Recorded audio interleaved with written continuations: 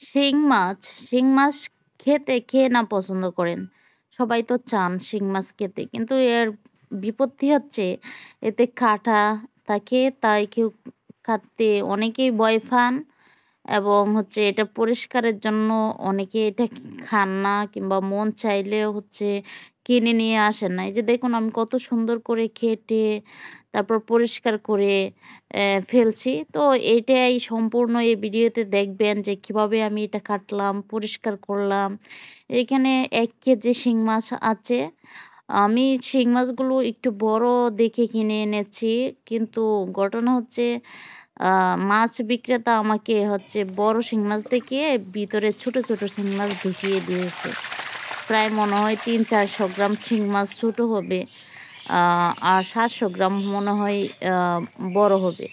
এরকম আমার কাছে মনে হচ্ছে। এই যাই শিং হোক আমি মাছগুলো এখন মাছগুলো এখন কাটবো। কেটে আনবো। কিভাবে কাটতেছি সেটাই আপনাদেরকে দেখাবো। ফার্স্ট অফ অল এই যে দেখেন এই মাছগুলোতে আমি হালকা লবণ দিয়ে একটা ছালনি দিয়ে ডেকে নিয়েছি। হালকা একটু নাড়া দিচ্ছি যাতে এই লবণটা দেওয়ার কারণ হচ্ছে লবণ দিলে এই মাছগুলো যেহেতু স্বাদু পানির মাছ, তো লবণ দিলে এরা নিস্তেজ হয়ে যাবে, যেটাকে আমরা বেহুশ বলি। এই মাছগুলো বেহুশ হয়ে যাবে, তখন কাটার সুবিধা হবে।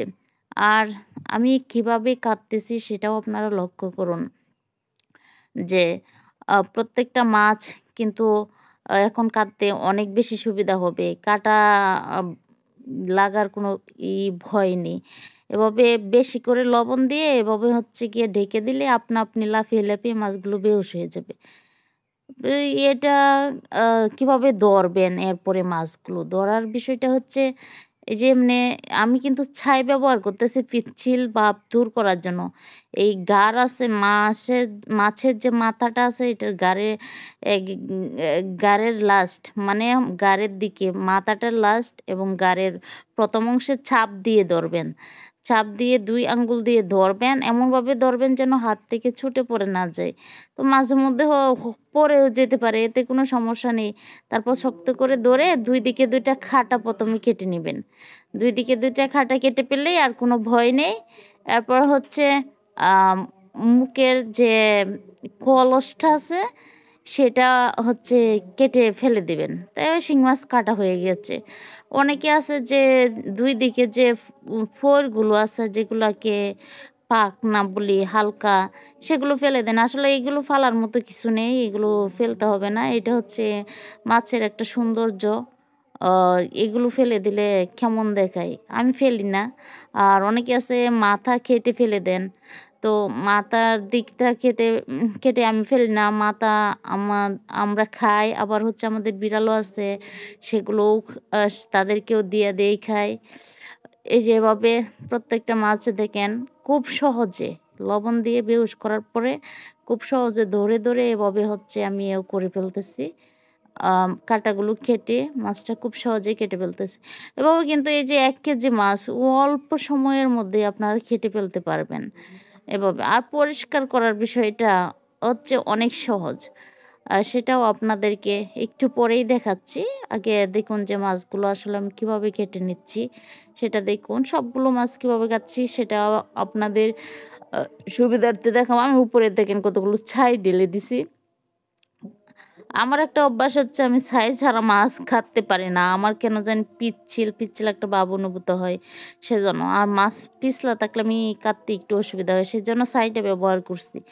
আপনারা যাদের হচ্ছে ছাই ছাড়া কিংবা হচ্ছে কোনো কিছু ছাড়া আপনারা কাটতে পারেন, সেটা আপনাদের যারা অভ্যস্ত আছেন সেক্ষেত্রে আপনারা ছাইটা স্কিপ করতে পারেন।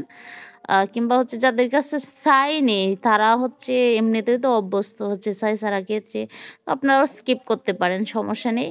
কিন্তু আমার এই ছাই দিয়ে ছোটোবেলা থেকে মাছ কেটে অভ্যস্ত হয়ে গেছি, এজন্য হচ্ছে এখন ছাই ছাড়া মনে হয় মাছ কাটতে পারি না এরকম।